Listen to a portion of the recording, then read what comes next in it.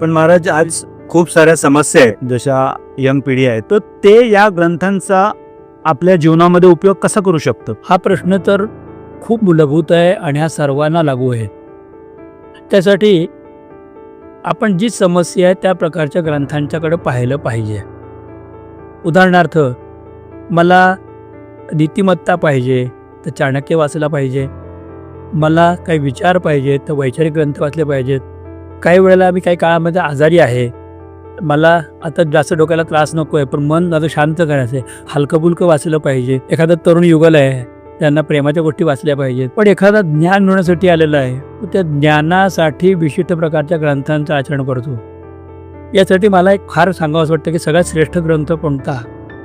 त्या जगामध्ये सर्वात श्रेष्ठ ग्रंथ तो कोणता असेल, तो भगवान श्रीकृष्णांच्या वाणीतून निघालेला श्रीमद भगवद्गीता हा सर्वात श्रेष्ठ ग्रंथ आहे. गीतेमध्ये असा कोणताही विषय नाही की ज्या विषयाला भगवंताने स्पर्श केला नाही. आणि अर्जुनाच्या तोंडूने असेच प्रश्न विचारले गेले की जगामध्ये शेवटचा मनुष्य ज्याला जन्माला येईल त्याला जो प्रश्न पडेल त्याचं उत्तर पण त्याच्यामध्ये आहे. हे सगळं मांडलं किती? केवळ 700 श्लोकांच्या मध्ये.